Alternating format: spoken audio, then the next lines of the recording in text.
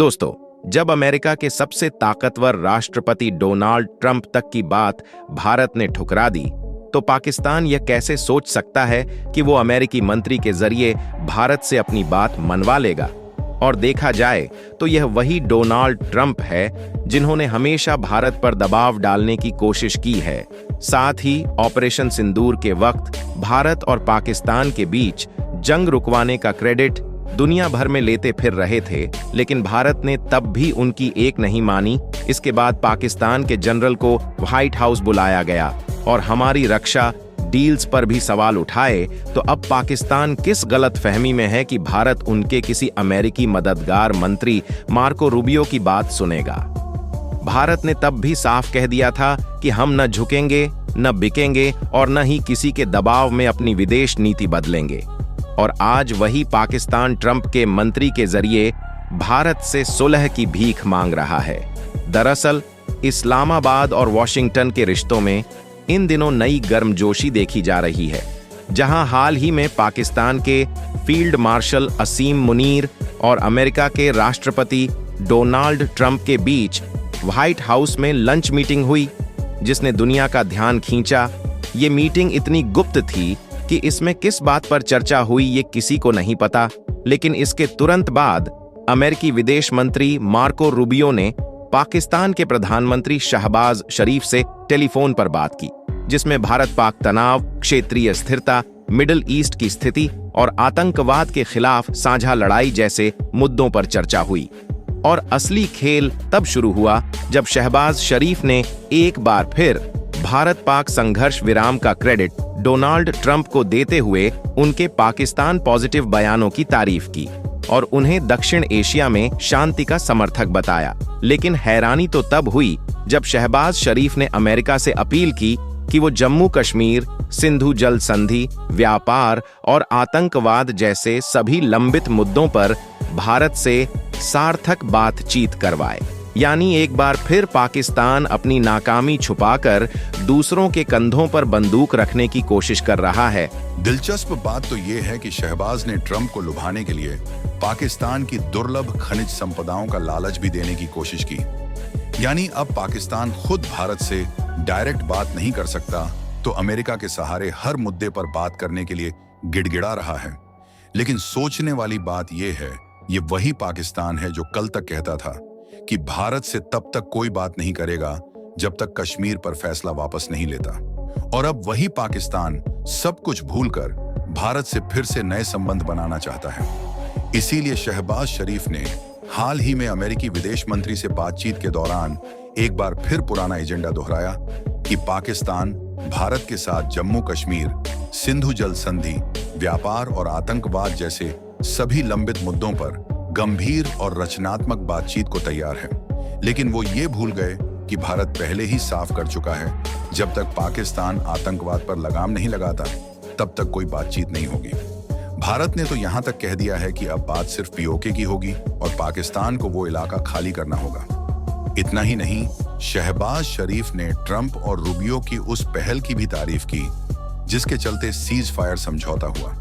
लेकिन भारत ने इस पर भी दो टूक जवाब दिया कि अमेरिका का इसमें कोई रोल नहीं था। लेकिन असली सवाल ये है कि अचानक पाकिस्तान में इतनी विनम्रता आई कहां से? दरअसल भारत की बदली हुई रणनीतिक और सैन्य नीति से अब पाकिस्तान को समझ आ गया है कि भारत सिर्फ बातों से नहीं बल्कि एक्शन से भी जवाब देता है। भारत ने सिंधु जल संधि पर कड़ा रुख अपनाया और अब सिंधु नदी का पानी धीरे धीरे पाकिस्तान से मोड़कर अपनी जरूरतों के लिए इस्तेमाल कर रहा है। बात इतनी सी है, अगर पाकिस्तान भारत के पानी से आतंकवाद पालता है तो भारत क्यों उसे यह तोहफा देता रहे? और भारत सिर्फ यही नहीं रुका, बल्कि ऑपरेशन सिंदूर के तहत भारत ने एक ऐसा रणनीतिक वार किया जिसने पाकिस्तान की अर्थव्यवस्था, उसकी सुरक्षा और कूटनीति को झकझोर कर रख दिया। आज पाकिस्तान के बंदरगाह वीरान हैं, विदेशी निवेशक गायब हैं और IMF तक हर कर्ज से पहले जवाब मांग रहा है। जबकि दूसरी ओर भारत ने अंतर्राष्ट्रीय मंचों पर दबाव बनाकर पाकिस्तान के खिलाफ एक और बड़ा मोर्चा खोल दिया है, जिसके तहत FATF की फाइल दोबारा खुलवा दी गई है। और भारत अब दुनिया को यह साबित करने में जुटा है कि पाकिस्तान अभी भी आतंकवाद को खुलेआम पाल पोस रहा है और इसीलिए उसे फिर से ग्रे लिस्ट में डाला जाए। अगर ऐसा होता है तो पाकिस्तान की डूबती अर्थव्यवस्था को आखिरी झटका लग सकता है। ऐसे हालात में अब पाकिस्तान के पास न तो कोई चाल बची है न चालाकी, इसलिए अब वो शांति की बातें कर रहा है, दोस्ती के प्रस्ताव दे रहा है और अमेरिका को बीच में लाकर मध्यस्थता करवाने की कोशिश कर रहा है। लेकिन भारत का जवाब आज एकदम साफ है।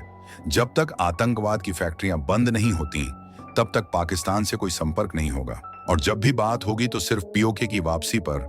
खुद अब पाकिस्तान को लगने लगा है कि शायद अमेरिका की मदद से भारत को मनाया जा सकता है, लेकिन वो भूल गया है कि आज का भारत 90 के दशक वाला नहीं है। अब भारत अपने सैनिकों के खून का बदला सिर्फ बयान देकर नहीं छोड़ता, बल्कि भारत अब सीधा और सटीक जवाब देता है, चाहे वो म्यांमार हो, पाकिस्तान हो, अफगानिस्तान हो या गलवान। हर मोर्चे पर भारत ने ऐसा वार किया है जिसकी चोट दुश्मन की नींव तक महसूस हुई है। ऐसे में शहबाज शरीफ का ये कहना कि हम भारत को माफ करते हैं न सिर्फ हास्यास्पद है, बल्कि इसे एक डिप्लोमेटिक ड्रामा कहना गलत नहीं होगा। जो देश खुद आतंकियों को पालता है, भारत में आत्मघाती हमले करवाता है, वो अब माफ करने की बात कर रहा है। और देखा जाए तो उरी, पठानकोट, पुलवामा और अब पहलगाम, हर हमले में हमारे जवानों की शहादत की पीड़ा भारत भूला नहीं है और न ही कभी भूलेगा। और देखा जाए तो आज भारत ने अपनी अर्थव्यवस्था को इस तरह से मजबूत और रणनीतिक रूप से तैयार किया है कि पाकिस्तान के लिए भारत से व्यापार के बिना आगे बढ़ पाना भी मुश्किल हो गया है। लेकिन भारत ने अपनी शर्तें पहले ही साफ कर दी हैं। अगर पाकिस्तान को भारतीय बाजार में घुसना है तो उसे पहले आतंकवाद की हर फैक्ट्री बंद करनी होगी, वरना ये ख्वाब देखना भी छोड़ दे कि भारत फिर से पुराने दौर की नरमी दिखाएगा। और अब सवाल देश की जनता से है, क्या हमें उस पाकिस्तान से बात करनी चाहिए जिसने न सिर्फ हमारी सीमाओं पर हमला किया, बल्कि हमारे घर के अंदर घुसकर हमें जख्म दिए? क्या हम अपने वीर शहीदों की कुर्बानी को भुलाकर व्यापार की मेज पर बैठ सकते हैं? फैसला आपके हाथ में है। भारत तो झुकेगा नहीं, लेकिन क्या फिर भी नरमी दिखानी चाहिए? अपनी राय नीचे कमेंट बॉक्स में जरूर दें और इस वीडियो को इतना शेयर करें कि सभी 140 करोड़ भारतीयों तक पहुंच सके और उन्हें भी यह महत्वपूर्ण जानकारी मिल सके। और इसी तरह भारत से जुड़ी और भी इंफॉर्मेटिव वीडियो पाने के लिए चैनल को सब्सक्राइब अवश्य करें। जय हिंद, जय भारत।